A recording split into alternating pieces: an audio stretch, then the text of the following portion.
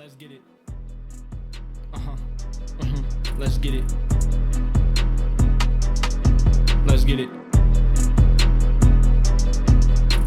Kevin, all coaches have to at some point enforce disciplinary measures, and at BYU it gets a little bit more complicated with the honor code. What, in general, is kind of your philosophy or approach to disciplinary issues on your team?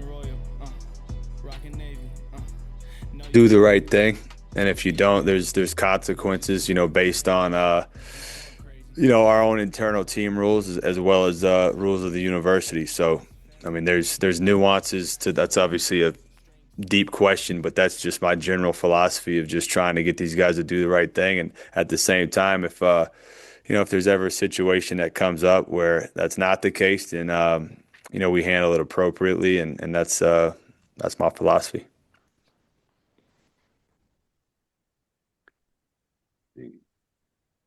All right, thank you, Darnell. Yeah, it looks like I'm the only one here so far. Oh, looks like Pat's here too.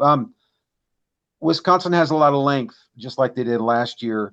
How will that influence your rotations on Friday, considering who you might or might not have available?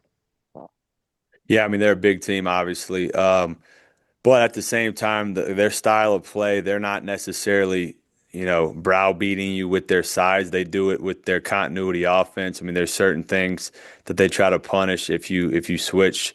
They look for some high lows and things like that. So, I don't think it's as big of a concern, as the way other teams utilize their size.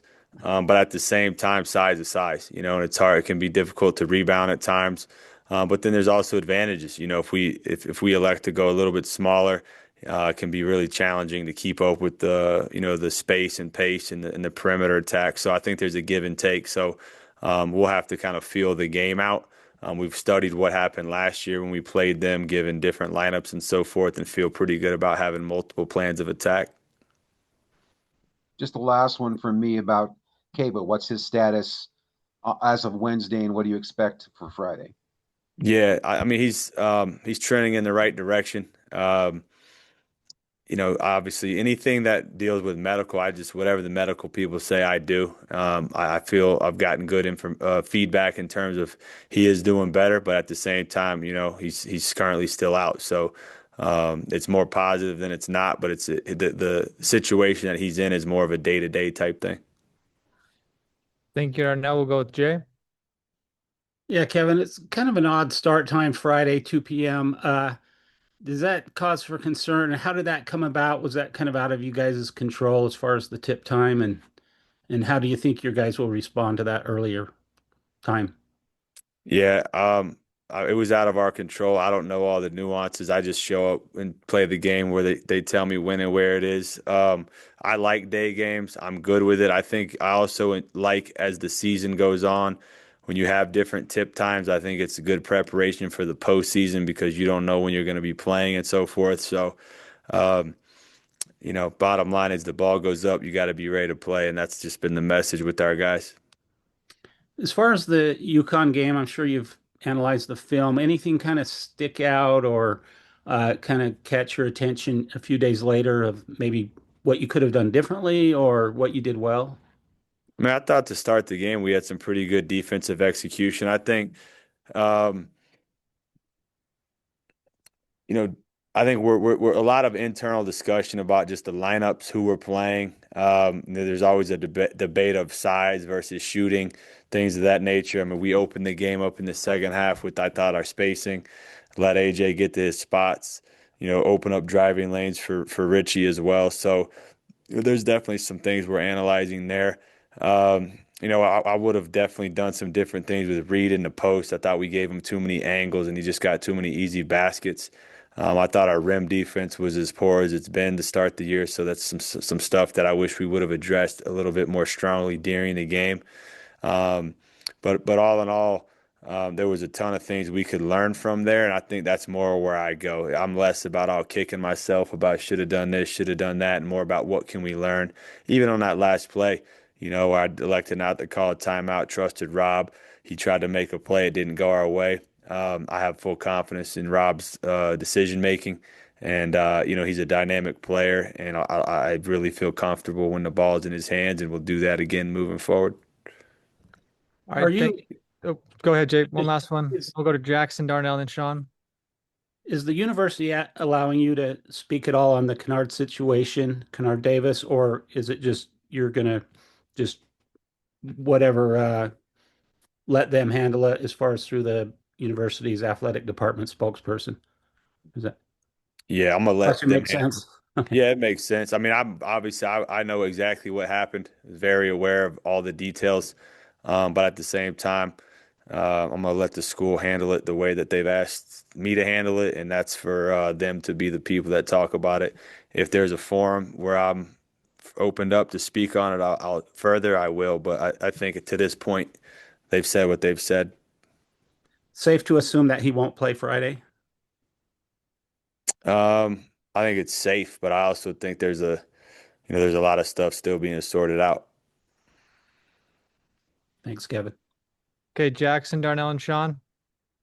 So in facing a Wisconsin team whose season you ended 8 months ago in the tournament, obviously there's going to be more of a target on your back on Friday, and there's going to be more motivation on their end to probably get some revenge. But what does your messaging change to the team in facing a team that might be a little more motivated than usual, and or does that even factor in at all? Um, I mean, I definitely mentioned it. I try to address the elephant in the room on all things, that kind of being one of them. But at the same time, I don't, I mean, stuff like that for me, it's like that lasts for like a minute. I don't think you really think about it when the game's being played. But look, I mean, it's a prideful team. They're a good team. They're well coached, and they're going to try to, use the film from last year as both motivation as well as, teaching moments in terms of things we did or didn't do to take things away and so forth. So I think you just have to be cognizant of, a team coming in that's probably a little more ticked off, but at the end of the day, you still have to execute the game plan regardless of the situation. All right, Darnell, and then we'll finish with Sean.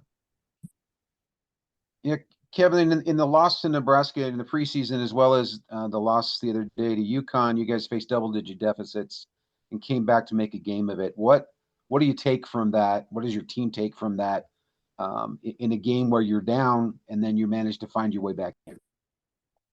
Yeah, I think it's just you're never out of a game, obviously. I think that's, kind of cliche, but it's true. The game and what I told our guys in the UConn game specifically, I said, they have not faced any adversity in this game yet. So all we got to do is just find a way to get a little bit closer, and then all of a sudden they're not playing as comfortable, and our guys were able to do that. You've heard me say this before, like every game I believe does have a life of its own, and sometimes it takes a little longer to figure out what buttons to push, both from a coaching standpoint. That could mean scheme, that could mean lineups, that could mean play calls, coverages, and from a player's perspective, like I thought AJ did a good job of settling down in that second half, getting to his spots, playing more under control, not forcing things as much. And so sometimes it just takes a while to figure things out. And we obviously didn't do enough in a UConn game. That's a game we should have been able to get down the stretch, and we didn't. But definitely proud of the guys' mindset in terms of not being out of it. All right, we'll finish with Sean. Yeah, coach, it's been a couple of weeks since Nate had the surgery that'll keep him out for the rest of the season. Around that time, was there something, obviously he didn't play for you guys, but was there something that you were kind of planning on doing with him that you realized you really missed? And maybe on the flip side, in those 2 weeks, has there been somebody to kind of step up and sort of fill that role that you envisioned for him, I guess? Yeah, I mean, we had high hopes for him because we really felt like he fit this particular group well. Where we subbed if we subbed Rob out of the game, we felt like Nate could come in, allow AJ to handle the ball a little bit more, be a secondary ball handler, be a really strong defender as well, and then be able to make catch and shoot threes. So there was a pretty clear path for his role. I think a lot of that responsibility is going to fall on in Dawson Baker's lap as we are now dealing with the rest here without Nate. I thought Dawson was great the other night, came in, obviously shot the ball well. We have a lot of confidence in him there. I thought he made some really good defensive plays too, particularly in the help position coming in and stripping the ball out of guys' hands and stuff. So, I think that was it was good for him to playing in a big stage, be able to make a big shot. Hopefully, he can carry that on. But yeah, Dawson, I think, would be the guy that's going to hopefully pick up a lot of that slack. All right, guys. Thank you so much. We'll see you on Friday at the Delta Center. Thanks, Coach. Thanks, guys. Yeah, my team is kinda old, but it's cool, we vets. I'm hitting too hard. Ow, I hurt my neck. Hey, Leak, you good, bro? I'm about to hit up Brett. Man, them Utah State Aggies, man, they just some pets. Catch us out in Vegas, you could place your bet. Coach G up on our side, so we never pressed. Praying meetings every day, so we never stress. Rockin' Royal, rockin' Navy. Know you with me, let's get it, baby. Rockin' Royal, rockin' Navy. Know you with me.